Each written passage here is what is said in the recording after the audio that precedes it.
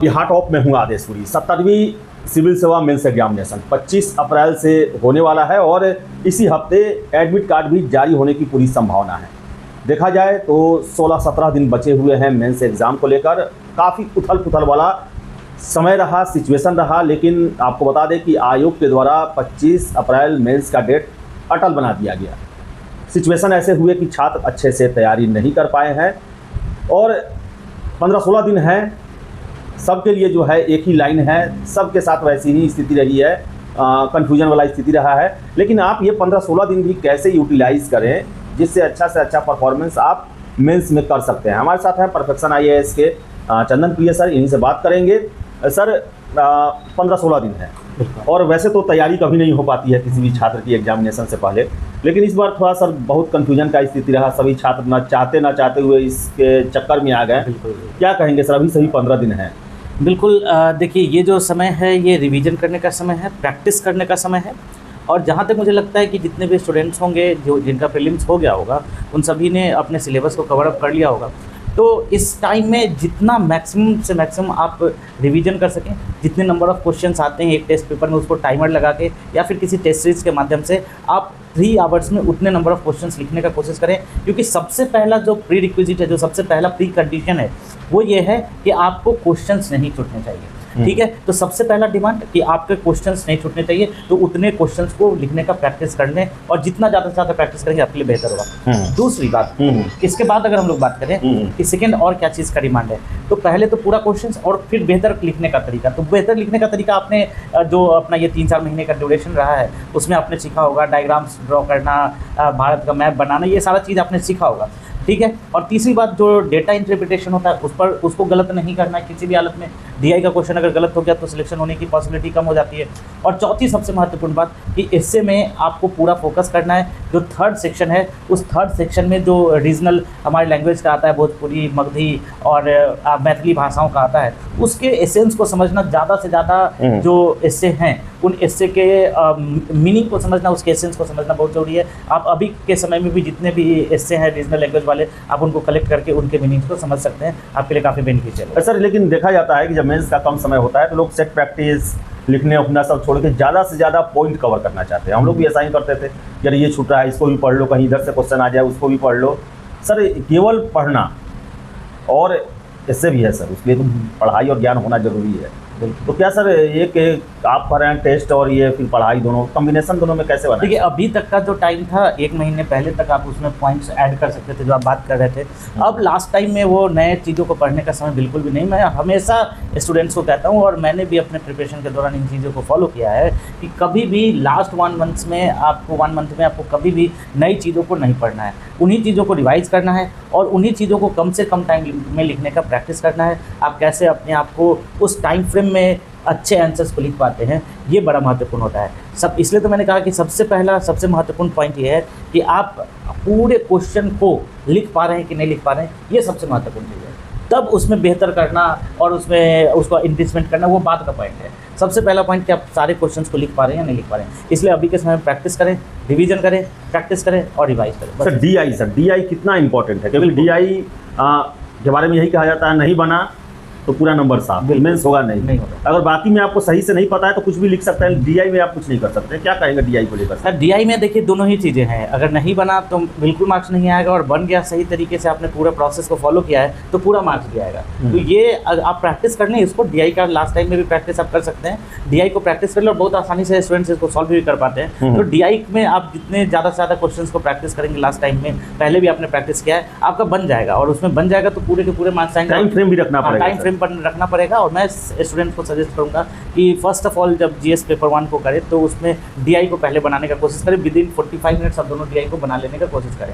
क्योंकि last time में क्या होता है ना कि जब टाइम कम होता है तो उस समय क्या होता है कि कैलकुलेशन गलत होने की संभावना होती है। तो मैं सभी छात्रों को यहाँ पर सजेस्ट करूँगा कि DI को कम से कम शुरुआत में कम से कम टाइम में बना लेने का कोशिश करें। बाद बाकी सभी छात्रों का अपना अपना डिसीजन है कि वो कैसे आगे प्रोसीड करते हैं। सर 71वीं सर लगातार मैं ही खबर चला रहा हूँ कि मई में आ रहा है और लगभग 1000 सीट, 1000 से प्लस सीट के बारे में मैंने जानकारियाँ भी दे दी हैं सर। क्या कहेंगे सर, जो 71वीं के कैंडिडेट हैं, बड़ी बहाली ये भी होगी सर, ये भी 1500 के आसपास होगी, कोई दो राय नहीं है। लेकिन आपको बताएं सर कि बड़ी बहाली का लाभ जो लगता है ना सर, ये 70वीं लोग नहीं उठा पाए। बड़ी बहाली एक तरीके से डर उत्पन्न करती है, ठीक है, एक कंफ्यूजन विवाद उत्पन्न करती है। तो मतलब 1000 तक का सीट रहे वो बहुत अच्छा है। इससे ज़्यादा जब सीट्स होते हैं तो सभी लोग मतलब वो बड़ा अलग अलग तरह का चीज़ें उत्पन्न हो जाती हैं, जैसा कि 70वीं बीपीएससी में भी हमने देखा। छात्र भी ओवर कॉन्फिडेंट हो जाते हैं क्या सर? उसमें होता है कि नहीं ये होना ही चाहिए, ये बहुत अलग अलग तरह की चीज़ें होती है। और मतलब इस बार तो काफ़ी उठापटक का सिचुएशन रहा, सभी लोगों ने देखा भी। तो ठीक है, 1000 तक का सीट है, अच्छा है। और आप सभी लोग जिनका भी 71 बीपीएससी देना है, आप लोग प्रैक्टिस अब शुरू कर दें, आप लोग सिलेबस को कंप्लीट करें, सिलेबस को जल्दी से जल्दी कंप्लीट करने का कोशिश करें। और उसके बाद सर कैसा सिलेबस सर, 69वीं वाला या 70वीं वाला? अब तो दोनों लेकर चलना पड़ेगा, ठीक है ना, कि क्योंकि अब किसी को नहीं पता है कि कंसेप्चुअल क्वेश्चंस पूछे जाएंगे कि फैक्चुअल क्वेश्चन पूछे जाएंगे। ये आपके लिए बड़ा एक चैलेंजिंग टाइम है, आपको दोनों ही चीज़ों को करके चलना पड़ेगा, फैक्ट बेस्ड भी करके चलना पड़ेगा। आप तो छात्रों को यही कह रहे हैं कि दोनों आप में हाँ, बिल्कुल बिल्कुल बिल्कुल दोनों ही चीज़ें हम लोग पूरा कॉन्सेप्ट भी बता रहे हैं और फैक्ट्स भी हम लोगों को बोल रहे हैं कि आप उसको याद करें। वन लाइनर्स भी क्वेश्चन पूछे जा रहे हैं और कंसेप्चुअल बेस्ड क्वेश्चन भी पूछे जा सकते हैं। तो आपको तो दोनों ही चीज़ों को लेकर चलना है। आप एग्जामिनेशन के ऊपर इस तरीके से ब्लेम नहीं कर सकते हैं सिर्फ कि मुझे सिर्फ और सिर्फ कंसेप्चुअल आना चाहिए। हाँ, लास्ट 70 गलत क्वेश्चन सर नहीं होना चाहिए। और 70 बीपीएससी में ये तो जरूर गलत हुआ कि आयोग ने पहले कहा कि हम पूरे तरीके से कंसेप्चुअल क्वेश्चन पूछेंगे और तब जाकर वन लाइनर क्वेश्चन पूछा, तो ये छात्रों के साथ एक तरीके से गलत कहा जा सकता है। लेकिन अब जब आप जान चुके हैं कि वो किसी भी तरीके का क्वेश्चन पूछ सकते हैं, तो आपको दोनों तरीके के चीज़ों को प्रिपेयर करके रखना चाहिए, कंसेप्चुअल भी और फैक्चुअल भी। जैसा भी दे आप उसके लिए प्रिपेयर रहें। किसी भी, अब जैसे क्रिकेट चल रहा है तो उसमें थोड़ी ना पता होता है कि कैसा बॉल आएगा, वो फुल टॉस भी आ सकता है, बाउंसर भी आ सकता है, इन स्विंगर भी आ सकता है, आउट स्विंगर भी आ सकता है। तो आपको सभी तरीके के सिचुएशंस के लिए आपको रेडी रहना है। सर मेंस वाले कैसे क्वेश्चन के लिए रेडी रहेंगे सर? मेंस में भी हमने एक प्रश्न उठाया था कि क्या मेंस भी जिस तरह पीटी पूछा गया जो पहले बीपीएससी में चलता था, कारण परिणाम यही सब प्रश्न रहेंगे या फिर 69वीं की तरह रहेंगे सर? क्या आपको लगता है सर? छात्रों को आप क्या हिंट करेंगे सर? देखिए, मैं तो यही कहूँगा कि आपको किसी भी तरीके के क्वेश्चंस के लिए रेडी रहना चाहिए। कैसा क्वेश्चन आएगा उसको प्रिडिक्ट करके अपने आप को एक सेल में ले जाकर नहीं बैठाना है। आप स्टूडेंट हैं, आपने चीज़ों को पढ़ा है। अगर वन लाइनर आएगा, अगर वो सिंपल क्वेश्चन कारण परिणाम तरीके के आएंगे, सबके लिए होगा, आपको उसमें अच्छा करना है। एक बात और बता दूं कि मेंस में क्वेश्चन बहुत टिपिकल नहीं होते हैं। जैसे भी क्वेश्चन हो गया, आपको लिखना बेहतर होता है। मेंस में ये नहीं होता है कि आपके आंसर गलत और मेरे आंसर सही, ये नहीं होता है। सबके आंसर ठीक ठाक होते हैं, उसमें आपको कौन बेहतर करना है। अगर आपने क्वेश्चन के डिमांड को फुलफिल किया है तो सबका सही है, लेकिन उसमें जो बेहतर लिखेगा, उसी सिंपल क्वेश्चंस को जो बेहतर तरीके से लिखेगा, उसके सिलेक्शन की प्रोबेबिलिटी जो होगी वो ज़्यादा होगी। तो मैं सभी छात्रों को यही कहना चाहूँगा कि आप लोग इन सारी चीज़ों के ऊपर फोकस ना करें। मैं बार बार बोलता रहता हूँ आपके चैनल के माध्यम से भी और ऐसे भी कि इन सभी चीज़ों के ऊपर फोकस ना करें। अब बिहार में ऐसे भी बहुत सारे तरह के डिस्ट्रैक्शंस हैं, हर तरह के डिस्ट्रैक्शंस आपको देखने को मिलेंगे, अलग अलग तरह के लोग आपको देखने को मिलेंगे।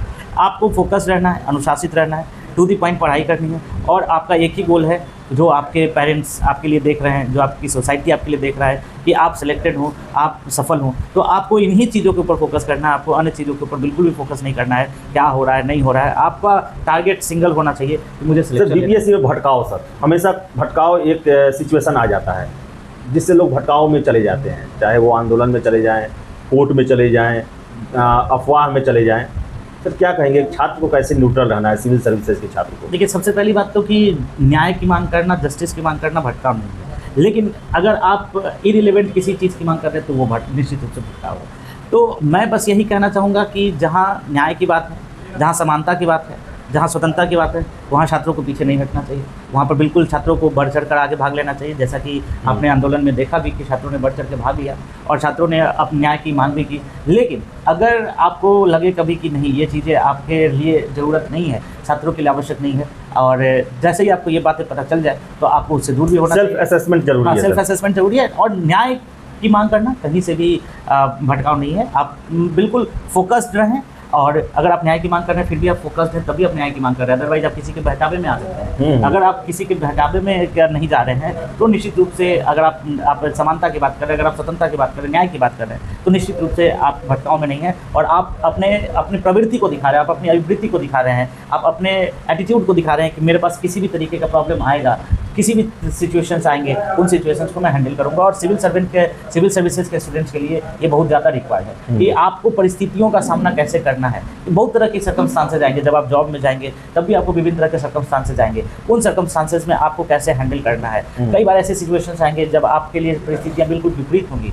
बिल्कुल प्रतिकूल होंगी। उन प्रतिकूल परिस्थितियों में कैसे खुद को सुदृढ़ रखना है, कैसे आत्मविश्वास बनाए रखना है, कैसे संयम बनाए रखना है, यही आपकी प्रकृति को उजागर करती है। तो निश्चित रूप से ये छात्रों का संघर्ष से पीछे नहीं हटना है। बिल्कुल, और दृढ़ निश्चय बोला जाता है, परसिवरेंस, ठीक है, अनुशासन। डिसिप्लिन।